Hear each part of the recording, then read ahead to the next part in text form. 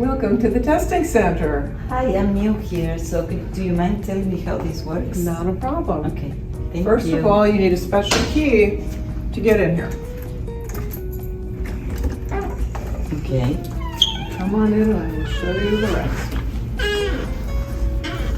Okay. First, students will come in that door Okay. and they're going to have to sign in. So they need to write their name, the date, the time they arrive, and the teacher who they're here to do a test for. Then you go to this cabinet, and there are two sides to this cabinet. These, on the right-hand side, these are the tests to be administered. On the left-hand side are those that are completed. Are they in alphabetical order? They are in alphabetical order. However, sometimes they do get misfiled. So should a student be in here and say that a teacher dropped off a test for them and you can't find it, it's always a good idea to flip through just to see if maybe it got put in the wrong folder. So then you give your student the test. And on the test, there's a cover sheet.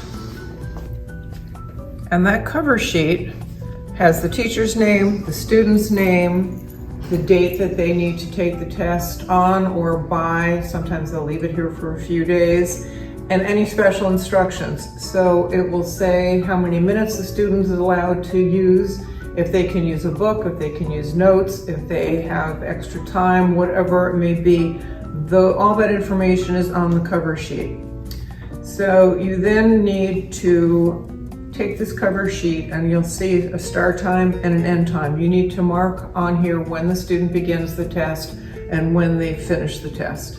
And then you need to sign off on it with the date and who you are as a proctor. Okay, I have a question. I'm assuming that students come at different times while you're here. Most times they come so at the beginning is it okay of class. if I ask a student to write their names on the board with the time they start and the time they end? You're better off writing your own time down, monitoring so it, because because that way you'll know that they have 30 minutes, so you can say your stop time is whatever and warn them. Okay, you then keep this sheet here with you and you give the student their test and they go and sit down and do what they need to do.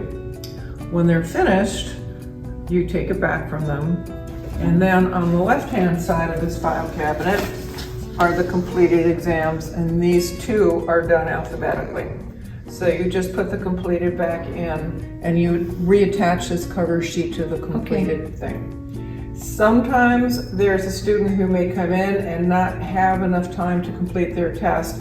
Oftentimes there's a folder on the top that'll say students that still need to complete their test. So if you can't find it there, you may find it there. And that's pretty much it. Okay. Thank you so much. You're so welcome. That was really helpful. I'm glad. Thank you. Have a great day. You too. What happens if a student comes and asks me for a test and the test is not in the drawer?